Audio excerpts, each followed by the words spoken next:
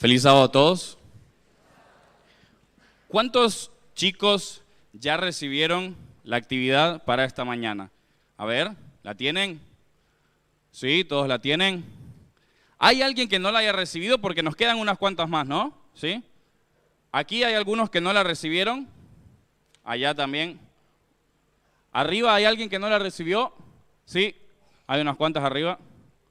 Hay uno muy chico que no levantó la mano, no sé si... es que está escondido ahí. O si la quieren, pueden participar. Está buena para mantener la atención. Por ahí, los chicos van a necesitar estar muy atentos. Acá hay unos también, ya te traen por acá también. Acá. Allá también. ¿Vieron los papás ya la actividad? Porque van a requerir un poquito de su ayuda. Y si no me equivoco, tenemos premios para los chicos al final, para los que puedan completar la actividad. Lo único es que no contábamos con que hubiera tantos chicos esta mañana. Creo que los del coro vinieron y nos inundaron y bueno, no sé cómo vamos a estar con el tema de los premios, pero por lo menos un abrazo se van a llevar, ¿no? De paso, ¿vieron ahí en la primera hojita? Para que arranquemos, les doy la primera pista. Los chicos están atentos. ¿Se fijaron lo que tienen que hacer en esa actividad? Ahí los papás les pueden explicar. Les doy la primera palabra. Una para que puedan llenar ahí. Con J. ¿Quieren que ubiquemos la J ahí? Yo voy a escribir también. Una palabra. Está bien adivinado, pero no es esa, es esta. Jacob. Anótala. Ya les doy esa. Esa va de regalo, de mi parte. Ahí me anda la virome. Muy bien. Perfecto. Esa es la primera para que puedan ir arrancando. Escriben esa. Y atrás, para los más chiquitos, pueden pintar. Hay un dibujito ahí de lo que vamos a hablar en esta mañana. Quiero que me acompañen en Génesis, capítulo 28. Vamos a dejar marcado ese, ¿les parece? Aunque vayamos a algún otro versículo, vamos a dejar el capítulo 28 de Génesis marcado para siempre volver ahí porque es ahí donde vamos a basar el estudio de esta mañana. Génesis capítulo 28, los versículos 10 en adelante. Quizá una historia muy conocida por la mayoría de nosotros, pero siempre es bueno volver y ver qué es lo que Dios quiere mostrarnos a través de ella. Génesis 28, 10 en adelante dice: Jacob pues salió de Beerseba y fue a Harán. Llegó a un cierto lugar y durmió allí, porque ya el sol se había puesto. De las piedras de aquel paraje tomó una para su cabecera y se acostó en aquel lugar. Y tuvo un sueño. Vio una escalera que estaba apoyada en tierra y su extremo tocaba el cielo. Ángeles de Dios subían y descendían por ella. Jehová estaba en lo alto de ella y dijo: Yo soy Jehová, el Dios de Abraham, tu padre, y el Dios de Isaac. La tierra en la que estás acostado te la daré a ti y a tu descendencia. Será tu descendencia como el polvo de la tierra, y te extenderás al occidente, al oriente, al norte y al sur, y todas las familias de la tierra serán benditas en ti y en tu simiente. Pues yo estoy contigo, te guardaré donde quiera que vayas, y volveré a traerte a esta tierra, porque no te dejaré hasta que haya hecho lo que te he dicho. Cuando Jacob despertó de su sueño, dijo: Ciertamente Jehová está en este lugar y yo no lo sabía. Entonces tuvo miedo y exclamó: Cuán terrible es este lugar. No es otra cosa que casa de Dios y puerta del cielo. Se levantó Jacob de mañana y tomando la piedra que había puesto de cabecera, la alzó por señal y derramó aceite encima de ella. Y aquel lugar le puso por nombre Betel, aunque Luz era el nombre anterior de la ciudad. Allí hizo voto Jacob diciendo: Si va Dios conmigo y me guarda en este viaje en que estoy, si me da pan para comer y vestido para vestir, y si vuelvo en paz a casa de mi padre, Jehová será mi Dios. Y esta piedra que he puesto por señal será casa de Dios, y de todo lo que me des, el diezmo apartaré para ti. ¿Recuerdan en qué momento de la vida de Jacob ocurre esto? Acababa de terminar de realizar su plan maestro que había ideado con su mamá. Acababa de haber robado la primogenitura. Todo se había complicado La situación se había puesto tensa, complicada, al punto de que su propio hermano había amenazado con que lo iba a matar. Solo iba a esperar que su padre Isaac muriera y luego lo iba a matar. Entonces Rebeca, la ideadora de estrategias espectaculares, cuando te metes en un agujero tenés que cavar otro agujero para poder salir y así hasta que no sabes ni dónde quedó el primero de los errores que cometiste. Y con un error quiso tapar otro error y ahora le dice, bueno, te vas a la casa de tu tío y allá vas a conseguir mujer, toma esposa de allá, solución tras solución tras solución para darle una ayudita a Dios, al plan de Dios, porque era el plan de Dios. De esta manera se alejarían y quizás se disminuiría un poco la tensión que existía entre ellos. Y en estos pasajes, y en realidad en todo el capítulo 28, podemos ver cómo el ser humano decide muchas veces abordar el tema del pecado. Cómo el ser humano decide muchas veces dar solución al tema del pecado. Jacob se va. Si vemos los versículos del 1 al 5, no los vamos a leer, pero ahí vemos cómo le dicen, no tomen de la mujer de las hijas de Canaán, sino que vaya a casa de su familia y que ahí tome. Y así Isaac envía a Jacob y se va. Pero fíjense también, porque Esaú había definitivamente cometido un error también. No es que Esaú era un inocente, no. Esaú, desde hacía mucho tiempo atrás, había cambiado su primogenitura, que en aquel entonces era algo muy importante, por un plato de lentejas. Había despreciado la bendición del primogénito. Saúl también había cometido un error. Y ahora Saúl nos muestra un poco también cómo funcionamos los seres humanos frente al tema del pecado. Fíjense lo que ocurre en los versículos del 28, del 6 al 9. Capítulo 28, los 6 al 9. Vio Esaú cómo Isaac había bendecido a Jacob y lo había enviado a Padán Aram para tomar ahí mujer para sí, y que cuando lo bendijo le había mandado diciendo, no tomarás mujer de las hijas de Canaán, y que Jacob había obedecido a su padre y a su madre y se había ido a Padán Aram. Vio asimismo Esaú que las hijas de Canaán no agradaban a Isaac su padre, y se fue Esaú a Ismael y tomó para sí por mujer, además de sus otras mujeres, a Mahalat, hija de Ismael, hijo de Abraham, hermana de Nebaiot. ¿Qué hace Esaú? Básicamente observa la situación en la que está y dice, a mis papás les agradó que Jacob obedeciera de esta forma, entonces yo también quiero agradar a mis papás y voy, y aparte de todas las otras mujeres que tengo, voy y tomo, una de las que sí le agradan a mis papás. Y el ser humano funciona de forma parecida. Tenemos dos opciones cómo funcionar respecto al pecado. Fíjense en este cuadrito que tengo por acá. La parte de arriba muestra lo que Dios espera que vos y yo hagamos frente al pecado. Frente al pecado, Él espera que vos y yo aceptemos la promesa, que aceptemos el sacrificio de Cristo, haciendo una entrega total. Y entonces, ¿qué produce Él en nosotros? Paz y fidelidad. Él produce en nosotros paz y fidelidad. Ahora, ¿cómo funcionamos nosotros con respecto al pecado? Vemos las circunstancias, vemos lo que está a nuestro alrededor, buscamos y maquinamos la forma de dar una idea, una solución para lo que ya hicimos antes. Hacemos, entre paréntesis, que dice una obra carnal sin entrega. ¿La obra carnal es mala? No, no es mala en sí misma. ¿Estaba haciendo lo que era correcto Esaú al tomar mujer de las que era? Sí, sí estaba haciendo lo que era correcto. Pero ¿cuál era el problema detrás de eso? El problema era que era una obra carnal, sin entrega. No está la parte de la entrega, la parte de aceptar el sacrificio de Cristo y entregar y morir a mí mismo, sino que busco cómo yo solucionar yo mismo lo que hice. Y hago una obediencia externa. ¿Qué produce en nosotros? Ansiedad y obediencia externa.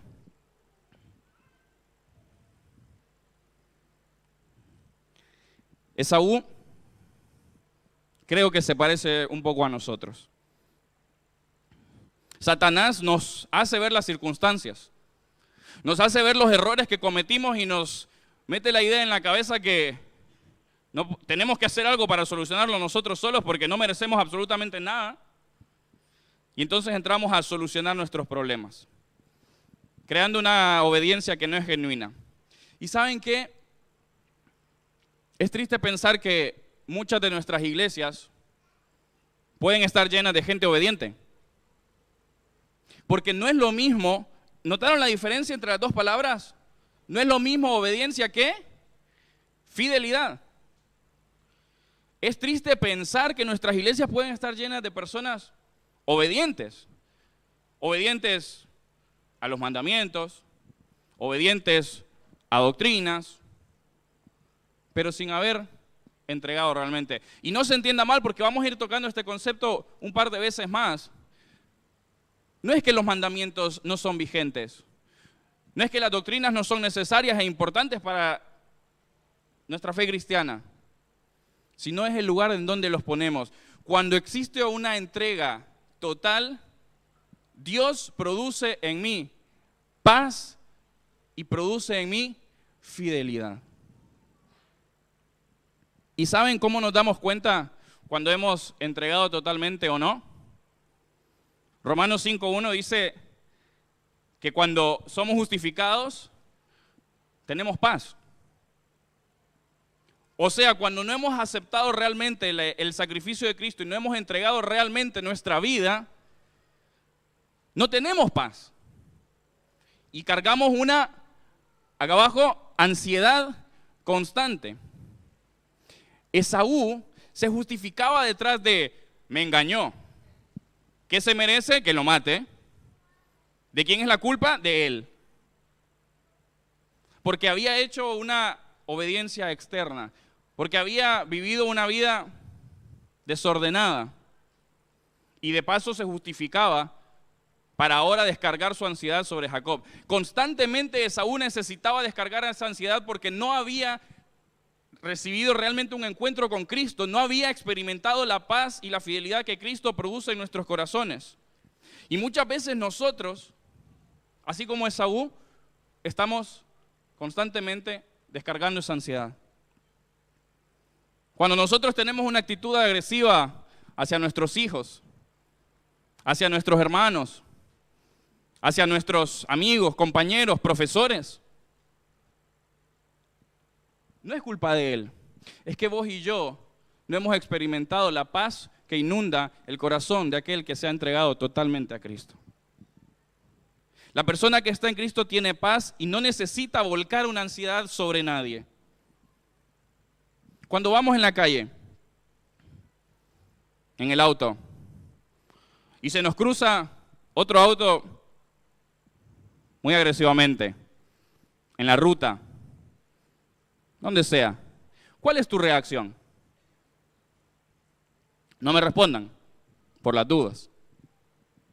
¿Cuál es tu reacción? Pensalo. ¿Será que sale cada tanto alguna palabra de esas que no son tan lindas? ¿Puede ser?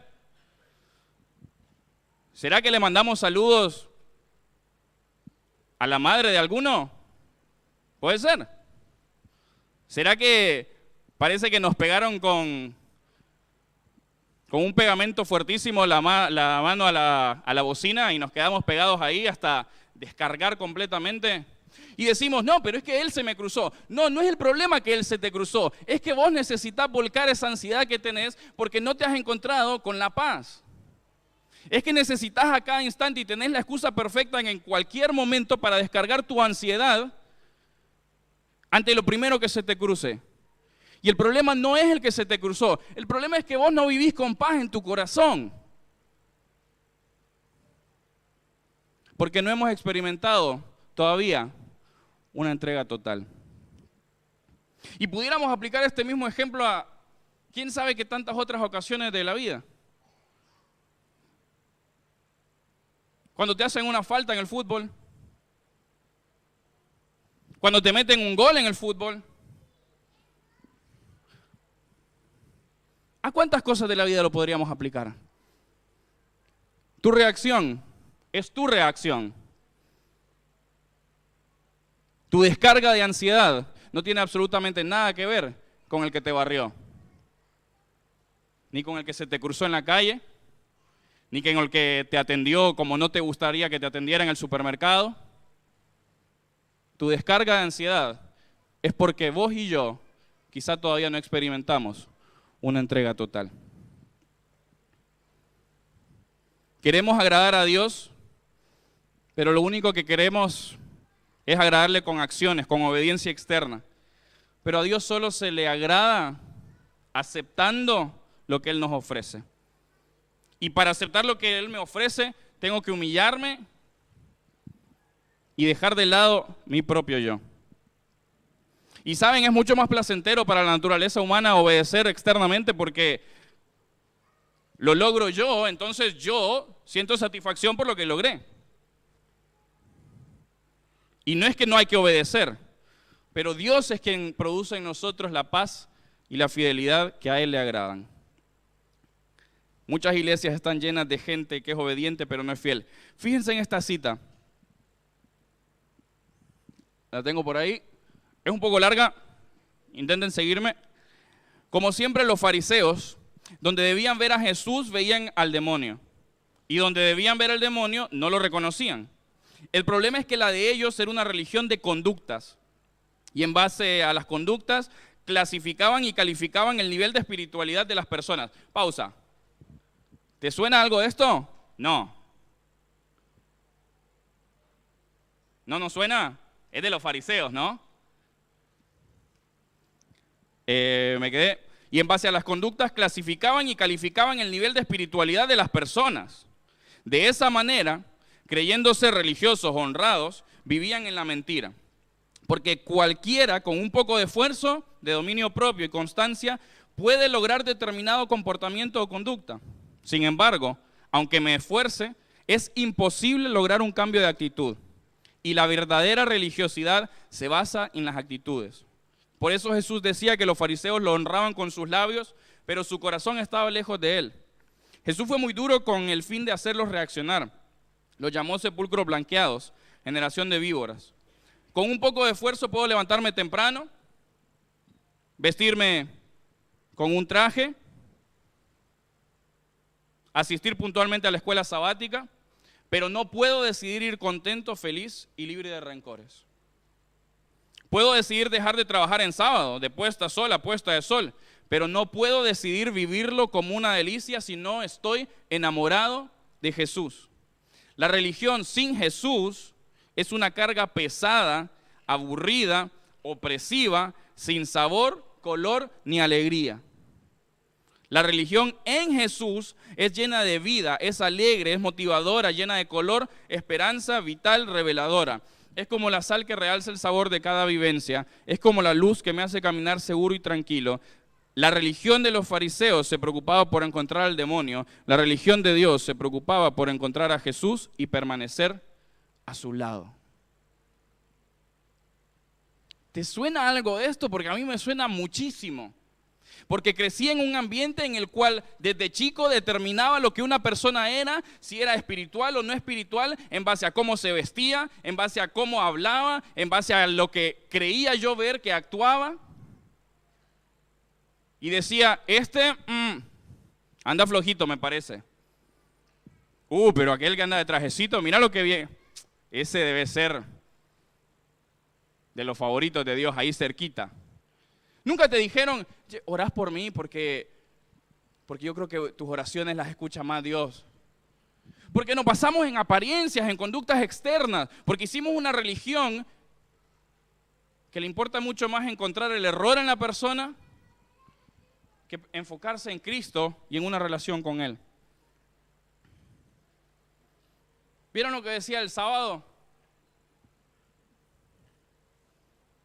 Sinceramente, creo que me identificaría mucho con la parte de se volvió pesado. Cuando era chico lo que yo pensaba era, vamos, a los últimos 5, bueno, en mi casa se pone todo el año a las 6, porque no existen las estaciones, no existe nada de eso.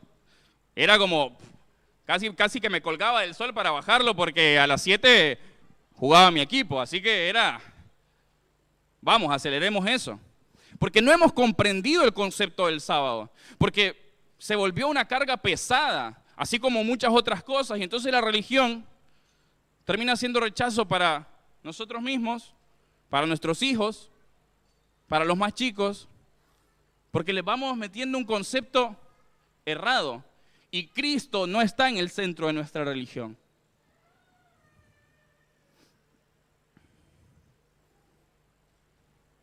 El versículo 11 de Génesis 28 dice, el sol ya se había puesto. Jacob había caído profundo, muy profundo. Y cuando dice que el sol ya se había puesto, no solo se refiere al sol, sino a que el sol se había puesto en la vida de Jacob. Estaba en completa oscuridad en este momento. Empieza a caminar y llega la noche, tal como la noche había llegado a su vida. Su vida estaba oscura. No había día, no había alegría, estaba oscura. Y era más pesado porque sabía que su hermano tarde o temprano lo iba a perseguir. Y te pregunto, ¿estuviste alguna vez en una situación similar? ¿Estás en alguna situación así? ¿Será que el sol se puso en tu vida? ¿Será que tu vida está oscura desde hace días, semanas, meses? ¿Será que sentís una carga en vos? Jacob se había sentido así, había perdido a su familia, su hogar, estaba yendo a casarse cuando en realidad era lo único que hacía era escapar de una situación terrible que lo venía cazando. Pero ¿saben qué? En el momento de más oscuridad de Jacob, como en el momento de más oscuridad de tu vida, ¿quién interviene? Dios. Dios nos habla en el momento de mayor necesidad, porque Él nos puede hablar lastimosamente la mayoría de las veces cuando vos y yo estamos vacíos. Jacob ya no tenía en este momento absolutamente nada de lo cual sentirse orgulloso porque todo había fallado. Pensó que el plan era perfecto y sin embargo ahora se encontraba solo en medio de la nada cuando su padre probablemente era una de las personas más ricas de todo el lugar en el que estaba. Probablemente tenía las comodidades más grandes que alguien podría tener para ese momento y ahora estaba durmiendo con una piedra de almohada. No tenía nada de lo cual sentirse orgulloso. Sus planes, sus estrategias, sus soluciones, no había nada de lo cual sentirse orgulloso. Todo aquello que hoy te hace sentir orgulloso puede ser lo que cause tu caída mañana. Todo aquello que hoy te hace sentir orgulloso puede ser lo que cause tu caída mañana. ¿De qué nos sentimos orgullosos? Del hermoso matrimonio que tenés, te sentís muy orgulloso porque te esforzaste, porque trabajaste, porque tenés 25 años de casado, te sentís orgulloso de eso. Te sentís orgulloso de la carrera que tenés porque estudiaste 7 años, más 4 especialidades, más no sé qué cuánto. ¿Te sentís orgulloso de eso? ¿Te sentís orgulloso de tu facilidad para aprender? Es increíble cómo aprendo, cómo avanzo en la universidad. ¿Te sentís orgulloso de tus habilidades? Todo aquello de lo cual hoy nos sentimos orgullosos puede ser nuestra caída el día de mañana. Porque todo aquello que ocupa el lugar de Dios en nuestra vida evita que Él pueda manifestarse realmente en nosotros. Jacob, orgullosísimo junto a su madre, que de paso le elevaba eso, porque era su favorito, porque era su preferido. ¿De qué nos sentimos orgullosos hoy? La Biblia nos dice que cuando estamos con Dios no hay lugar para el orgullo. ¿Qué te hace sentir orgulloso? ¿Saben qué? El problema con aquello de lo que estamos orgullosos es que Dios te ama tanto que o va a intervenir directamente o va a permitir que las consecuencias de tu orgullo lleguen eventualmente y caiga la crisis a tu vida, aún de aquello que un día te sentías orgulloso. Porque sabe que mientras eso esté en el lugar que le corresponde a Él, no te puede hablar, porque no le vas a dar bola. Porque tenés tu familia perfecta, hermosa, armada, linda, tus hijitos cantan acá arriba. Porque te vestís de traje todos los sábados con una corbata bordó y qué lindo que estás y qué lindo que hablas. Y Dios no está en el centro de nuestras vidas. Nos sentimos orgullosos de nuestra iglesia, de nuestra religión, de tener la verdad presente, de nuestras doctrinas completamente basadas en la Biblia. ¿Saben qué triste es pensar que todo aquello que debería ser usado para predicar el evangelio puede estar ocupando el lugar de Dios?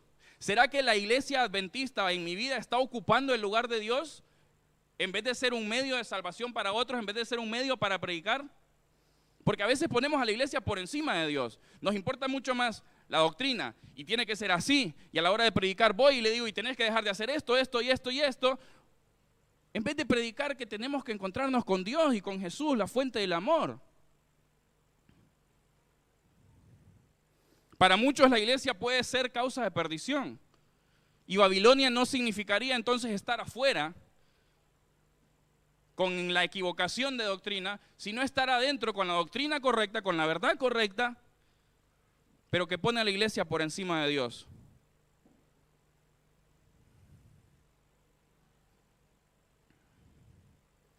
Por eso en la oscuridad, cuando no hay nada de lo cual sentirme orgulloso, es cuando Dios puede aparecer. Porque aquello de lo cual me siento orgulloso, tarde o temprano va a caer en crisis. Puede caer en crisis porque es así, el mundo es así. Y el único que nunca cae en crisis es Dios. Y ahora viene el sueño. Te hago una pregunta. Si Jacob hubiera tenido este sueño, no sé, 10 años atrás, 5 años atrás, ¿qué hubiera pasado? ¿Qué pensás que hubiera pasado?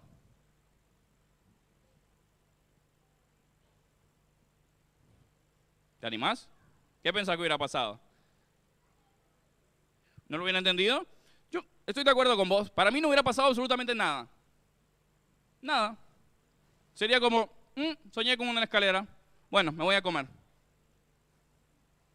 ¿Por qué? Porque no sentía necesidad de Dios. Porque sus planes le habían salido bien, porque tenía riqueza, porque era el favorito de su mamá. No sentía necesidad de Dios.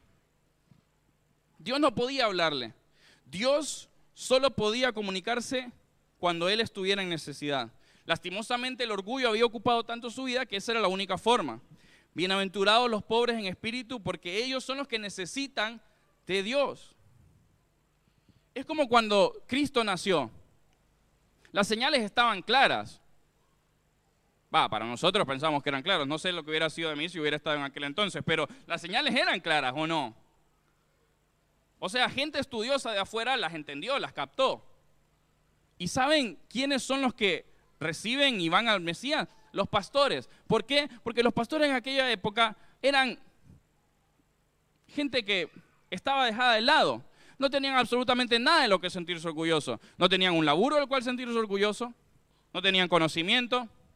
No tenían doctrina. No tenían una iglesia armadita. No, eran pastores.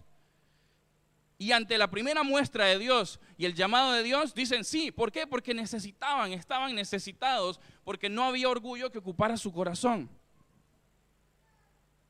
Y es que no es que estén mal algunas cosas de las que menciono. El problema es cuando estas cosas ocupan el lugar que Dios debería ocupar en mi vida. Incluso lo bueno se puede convertir en malo si ocupa el lugar de Dios. Puede ser que tu iglesia sea lastimosamente perdición si ocupa el lugar de Dios. Puede ser que tu esposa sea motivo de perdición si está ocupando el lugar de Dios. Puede ser que tu novia sea causa de perdición, tu trabajo, tu carrera, si Dios no está en el lugar que le corresponde.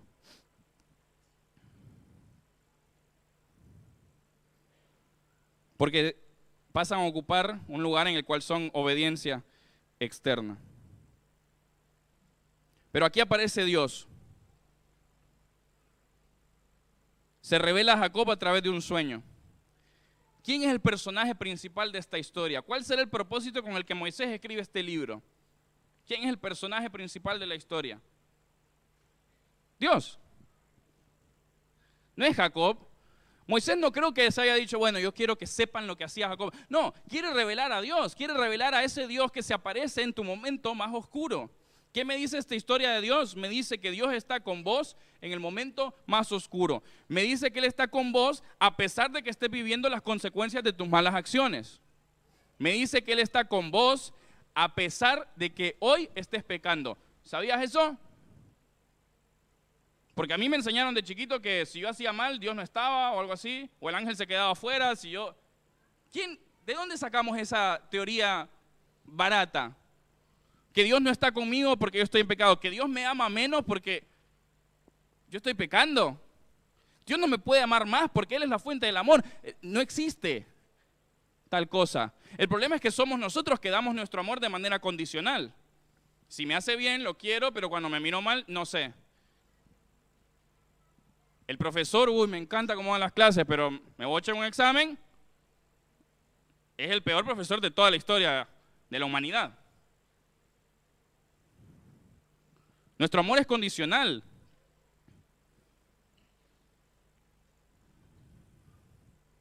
Vivimos descargando nuestra ansiedad de acuerdo a quién se la merece y a quién no. Y vivimos dando amor de acuerdo a quién se lo merece y no. Y aquí en el sueño aparece la escalera famosa que no tenemos que entrar en detalle, ya lo leímos ahí. El elemento principal del sueño claramente es la escalera. ¿Para qué ocupamos una escalera?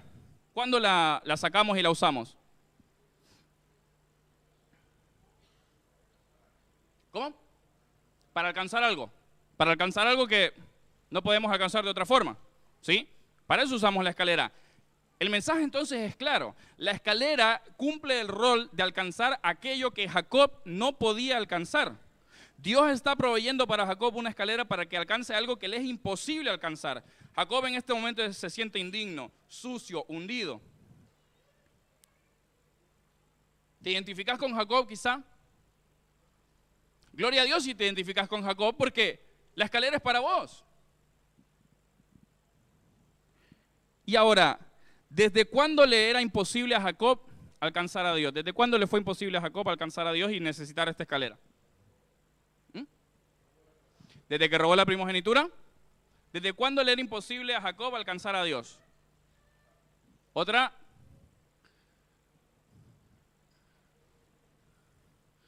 Escucho murmullos así, pero nadie se anima. Vos te animaste bien, valiente. ¿Quién dijo? Siempre, desde que nació. Porque pensamos que cuando nos portamos bien, estamos cerca de Dios, mirá, casi voy flotando por encima del piso, porque esta mañana hice mi culto, un culto de 1:30, zarpado, increíble. Oré por todos, hasta por aquel que me miraba mal oré. Hoy estoy cerquita de Dios. La escalera, si yo ya lo hice de la mañana. No, la escalera es para, mira que cada vez pecando en lo mismo. Este necesita la escalera, no yo. Él, no. Siempre necesitó la escalera. Desde el momento en que nació. Porque el momento en que vos y yo no necesitamos la escalera es el momento en que no necesitamos a Cristo. Y empezamos a vivir por obediencia externa. Empezamos a vivir con acciones que creemos que nos hacen más aptos para acercarnos a Dios. Vos y yo no somos aptos para acercarnos a Dios. Si pudiéramos hacer algo para acercarnos a Dios, ¿de qué sirve Cristo y su sacrificio en la cruz? Aunque nos portemos bien, no podemos alcanzar a Dios. Hemos vivido un concepto de salvación completamente errado y me parece que la lección de escuela sabática nos viene tan bien porque nos olvidamos que vos y yo no podemos hacer absolutamente nada para acceder a la salvación. Por gracia sois salvos. No en base a lo que hago o dejo de hacer. Porque aún en tu momento más oscuro, aún en el momento que estés más hundido, la escalera está disponible para vos. Si hoy te identificás con Jacob por estar hundido, abajo, estás en el lugar correcto y la escalera es para vos. Ocurrió que en una iglesia, una chica quedó embarazada de su novio. Ya saben todo lo que significa, ¿no?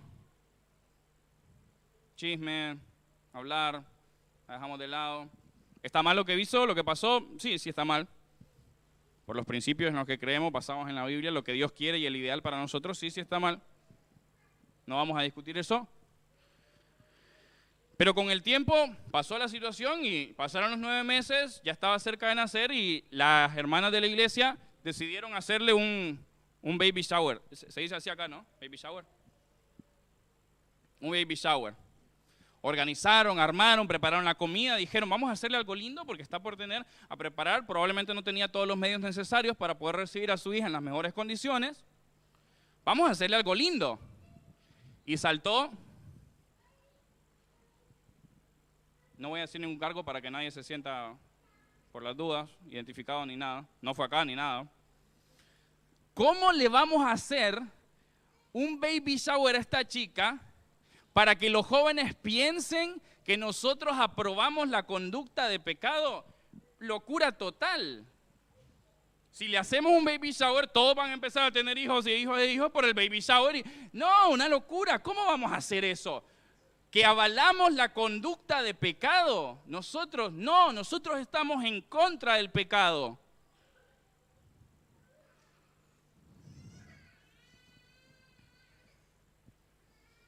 A veces estamos más preocupados por la imagen de la iglesia que por la imagen de Dios. Y es una imagen que no tiene la verdadera esencia que necesita, que es Cristo. Necesitamos crear una imagen externa de qué iglesia tan impecable, cómo trata los casos esa iglesia, porque no tenemos a Cristo. Cuando tengamos a Cristo no vamos a necesitar crear ninguna imagen. Porque Cristo automáticamente produce paz y fidelidad y se nota, y eso es la imagen de la iglesia. Cuando Dios le dio la escalera a Jacob, no es que aprobaba su engaño, no es que le dijo, bastante bien como le robaste a tu hermano Esaú la primogenitura. No. Pero Jacob ya tenía suficiente culpa y carga emocional en su cabeza como para que viniera Dios y le dijera, oh, la verdad, flojo lo tuyo, ¿eh? No necesitaba más. Dios conocía su corazón y no necesitaba más.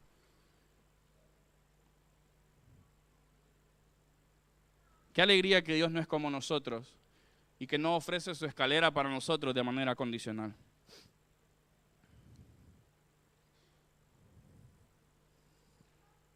Cuenta un pastor que se encontró en Hawái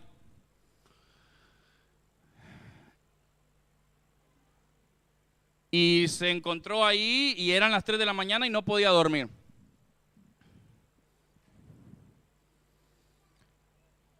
Así que decidió irse a una cafetería cercana a tomarse alguna bebida caliente. Bebida caliente, la que ustedes quieran. Cuando entró, el lugar era bastante repugnante, pero era lo único que había abierto a las 3 de la mañana. Le pidió al caballero que lo atendía una bebida y vio que en el mostrador había unas donas, así que le pidió una dona. El hombre agarró, tenía las manos un poco sucias, con un delantal bastante sucio, y antes de servirle la dona, se limpió muy bien la mano, se la sirvió. Y aquel hombre, aquel pastor se encontró a las 3 de la mañana tomando algo caliente y comiéndose una dona sucia. De repente se abre la puerta y entra un grupo de prostitutas, bulliciosas, hablando en voz alta, vestida ya saben cómo, como prostituta. Y aquel pastor dijo, wow, ¿dónde me metí? Se sentaron, tomaron algo y empezaron a hablar entre ellas. Y una dijo, mañana es mi cumpleaños. Quería contarles que mañana es mi cumpleaños. Y otra le contestó, ¿y qué querés que hagamos? ¿Qué querés, que te hagamos una fiesta? No, dijo ella. Nunca tuve una fiesta de cumpleaños en mi vida, no estoy pidiendo, solo les contaba por comentarles algo. Hablaron y siguieron hablando, el pastor solo escuchó y se fueron. Cuando se fueron, aquel pastor le preguntó al que lo había atendido, ¿las conoce? Sí, sí, todas las noches vienen acá. La que estaba acá al lado mío dijo que cumple años mañana. Ah, sí, sí, sí. Agnes. Se llama Agnes. Mañana es su cumpleaños. Y le dice el pastor, ¿será que podríamos hacer alguna fiesta para ella, algo? Porque escuché que nunca tuvo un cumpleaños, nunca tuvo nada. Perfecto, me parece una idea espectacular, le dijo la persona que lo atendía, porque Agnes no se deje guiar por su apariencia. Agnes es de las personas buenas que tiene este lugar, esta localidad. Es muy buena, es una persona servicial, ayuda a los demás. De verdad que es una persona muy buena y se lo merecería mucho. Perfecto, dijo el pastor. Mañana a la misma hora, unos minutos antes en realidad, voy a estar acá y voy a hacer la torta. No, no, no, dijo el hombre, yo me encargo de la torta. Una torta sucia quizá, pero una torta.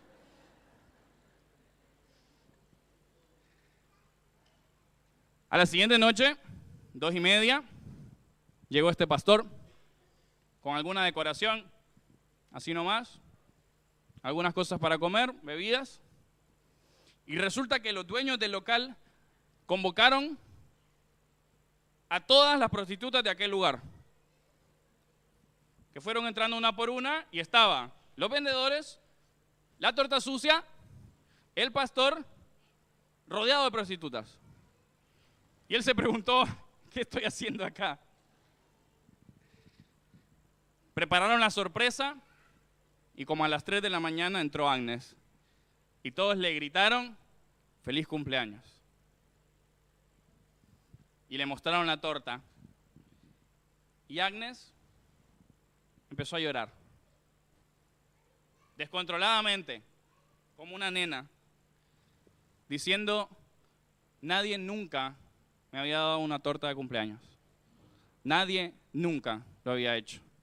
Entonces el vendedor tosco le dijo, bueno, basta de llorar, cortá la torta. Y ella dijo, ¿puedo no cortarla? ¿Puedo llevársela a mi mamá para que la vea y contarle lo que está pasando? Pero tiene que ser ahora, sí, vivo acá al lado, voy. Y se fue. Y cuando se fue se produjo un silencio incómodo. El pastor en medio de todas las prostitutas no se le ocurrió mejor idea que decir, ¿y si oramos? Todos lo quedaron viendo y oraron.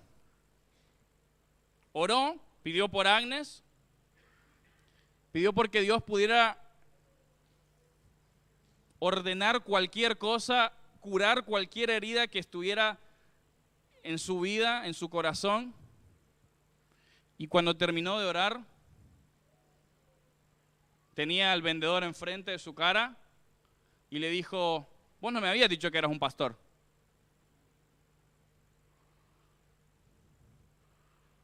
Bueno, sí, no le había dicho, pero ¿de qué iglesia sos pastor? Y este pastor relata que tuvo una respuesta que él en ese momento consideró muy inteligente y brillante, y le dijo, soy pastor de la iglesia que hace fiestas para las prostitutas a las 3 de la mañana. A él le pareció genial. Y el vendedor le contestó, no sos pastor de esa iglesia. ¿Por qué no? No, es imposible que seas pastor de esa iglesia, porque si esa iglesia existiera, yo iría a esa iglesia no existe. ¿Qué iglesia somos? ¿No creen que deberíamos ser una especie de iglesia así? Una iglesia que se preocupa por el necesitado sin importar la condición en la que se encuentre, sin importar cómo está vestido, sin importar a lo que se dedica.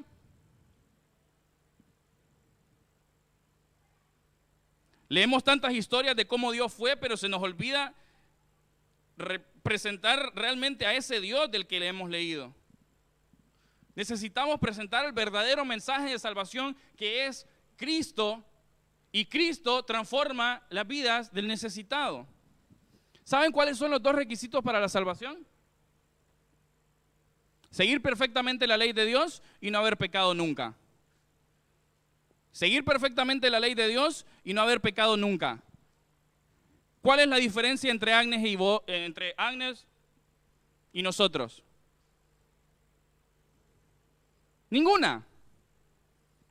¿Seguiste vos la ley a la perfección? ¿Pecaste alguna vez? Sí, por eso necesitamos la escalera, por eso necesitamos a Cristo. La escalera que Dios proveyó es tan necesaria para ella como para mí. Porque si no, no es que la salvación es difícil de alcanzar, es imposible de alcanzar, porque desde siempre, desde que nací, soy incapaz de ser salvo. Desde que nací soy incapaz de llegar a Dios. ¿Dónde está el Dios de Jacob cuando la persona al lado nuestro la necesita? El otro día escuché una frase hablando con un amigo que decía, no me acuerdo si lo sacó de otro sermón o algo, que pareciera que somos el único ejército que le dispara a nuestros propios caídos. El único ejército que le dispara a sus propios caídos. Ahí va. ¿Sí? Somos el único ejército que se cae un hermano y en vez de levantarlo, parece que lo fusilamos. Porque cuando se cae, lo matamos. Y no hay del que no es hermano, el peor con el que no es hermano de nosotros, ni siquiera.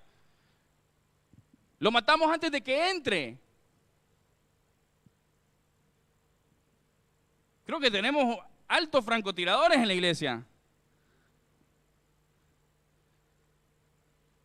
Matamos a nuestros propios caídos cuando necesitan una mano. ¿Dónde está el Dios de Jacob que provee la escalera al indigno, al pecador, al que está en el momento más oscuro?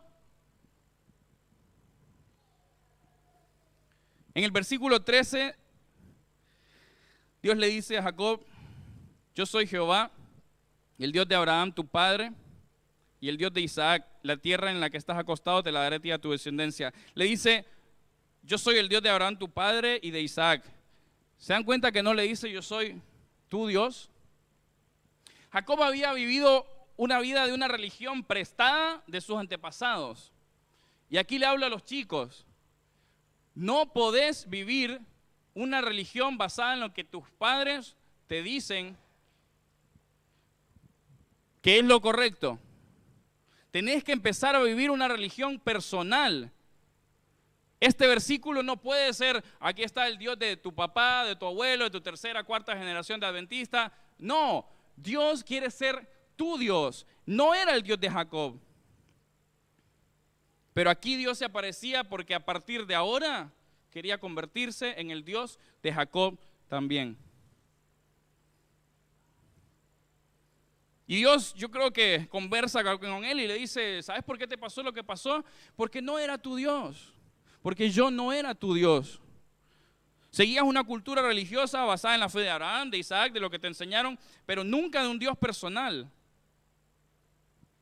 Y le sigue diciendo, y la tierra que te doy, la tierra en la que estás, te la daré a ti y a tus descendientes. Dios, ese es Dios. Voy a cumplir mi promesa en vos a pesar de tus errores. Voy a cumplir mi promesa en vos a pesar de tus errores.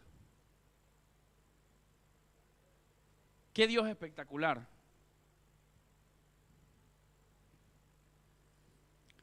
Proverbios 3, 5 al 6 Por cuestión de tiempo no lo vamos a buscar, pero nos menciona cómo Dios es el que se quiere encargar de enderezar nuestras veredas. Yo, no vos, dice Dios.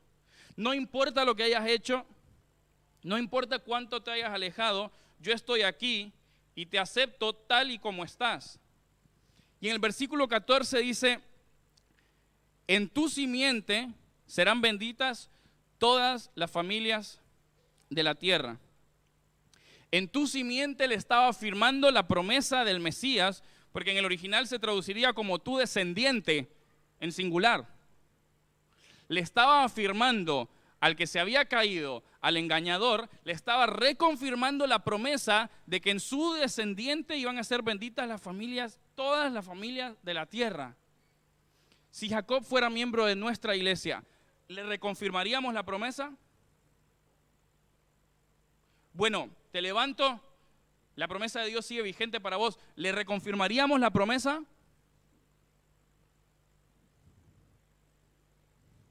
Pero si yo acabo de engañar, Señor, mira todo lo que hice. No importa. En tu descendiente van a ser benditas todas las familias de la tierra. La imagen de Dios es que Él odia al pecado, pero ama al pecador. Él se manifiesta para resolver nuestro problema del pecado, del orgullo. Y a veces, muchas, tiene que aprovechar la crisis. No a la fuerza porque Él la causó, pero tiene que aprovechar la crisis porque es el momento en que vos estás dispuesto a escuchar a Dios. Por eso el mensaje para la iglesia de la Odisea es tan duro. Porque se jacta de sus logros. Se jacta de todo lo bueno que ha sido y no es capaz de escuchar el mensaje, el verdadero mensaje de salvación y de ponerlo en práctica.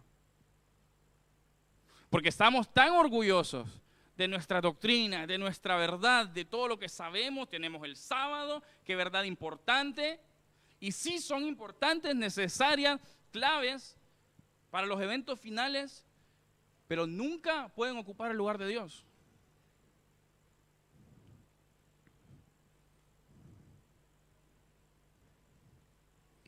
Versículo 15, yo estoy contigo. Te guardaré donde quiera que vayas y volveré a traerte a esta tierra porque no te dejaré hasta que haya hecho lo que te he dicho. Jacob se sentía lejos de Dios, pero Dios estaba más cerca que nunca de él. Romanos 8:38 dice que no hay nada en este mundo que nos puede separar del amor de Dios, nada. Ni la vida, ni la muerte, ni principados, ni potestades, ninguna cosa puede separarnos del amor de Cristo Jesús, Señor nuestro. No dejes que nadie te diga que mereces menos de ese amor. Si alguien te lo dice, te está mintiendo. Mereces ese amor. No por nadie, no por nadie de nosotros, ni por nada que hayas hecho. Ese amor es incondicional y va a estar para vos siempre. Siempre. Te transforma eventualmente y Él produce en vos obediencia y fidelidad. Pero Él te ama siempre.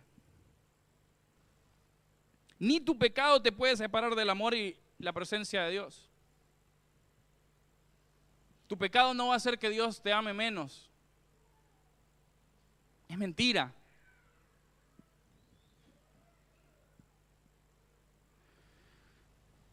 Y en el versículo 16, Jacob se da cuenta realmente que Jehová estaba en ese lugar.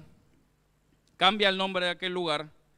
La piedra que antes era símbolo de maldición, ahora es símbolo de salvación y la pone como símbolo de aquel encuentro con Dios, porque ahí encontró a un Dios personal y se volvió su Dios. Y ahora ese era su Dios. Los versículos 20 al 21 dicen, Jacob hizo voto diciendo, si Dios va conmigo y me guarda en este viaje, si me da pan para comer, vestido para vestir, y si vuelvo en paz a casa de mi padre, Jehová será mi Dios. Ya no era el Dios de Abraham, ya no era el Dios de Isaac, era mi Dios. Dios quiere ser tu Dios. No el de tus amigos, no el de lo que escuchás que te cuenta, cada tanto viene un amigo tuyo y te cuenta lo que leyó esta mañana. No, quiere ser tu Dios. No el de tus papás, quiere tener un encuentro personal con vos. Versículo 22, Es interesante lo que pasa acá. Esta piedra que he puesto por señal será casa de Dios, y de todo lo que me des, el diezmo apartaré para ti. Paréntesis aparte, ¿quién le dijo a Jacob que tenía que dar el diezmo? Dios no le dijo, bueno, para que yo sea tu Dios, parte de lo que tenés que hacer es devolver el diezmo. No, fue una respuesta natural, porque el egoísmo y el orgullo dejan de estar en nuestro corazón en el momento que hay una entrega real y verdadera a Dios. Si vos y yo no estamos diezmando, es porque somos egoístas. Punto. Es porque no nos hemos encontrado realmente con Dios. Porque cuando nos encontramos con Dios, nuestro corazón da.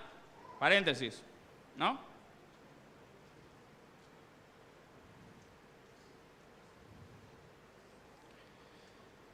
No es necesario predicar de doctrina, de diezmo, cuando en realidad lo que tiene que predicarse es Cristo y que Cristo sea el centro. Cuando Cristo sea el centro, todas las demás cosas van a venir añadidas. Nos preocupamos tanto por enseñar todo lo que hay que hacer, todo lo que no hay que hacer, todo lo que hay que comer, lo que no hay que comer, lo que sí, dónde ir, dónde no ir. Cuando eso es un resultado natural de un encuentro real con Cristo. Queremos que nuestras iglesias sean iglesias fieles realmente, prediquemos y traigamos a Cristo al centro. Cristo es el centro. Isaías 49:15 para terminar. Ese sí lo vamos a buscar.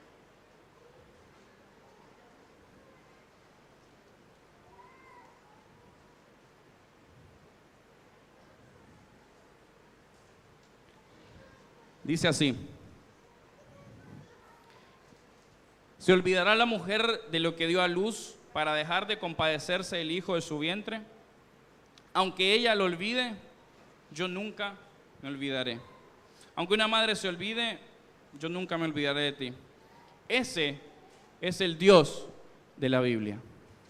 El mismo Dios del Antiguo y del Nuevo Testamento. Ese es el Dios, el que levanta a los caídos y el único que puede sostenerte de pie para vencer. Pero solo puede vencer en tu vida cuando esté vacía de orgullo y de cualquier otra cosa que se interponga entre él y vos. Ese es el Dios que nos habla esta mañana y que quiere convertirse en tu Dios. Que Dios te bendiga.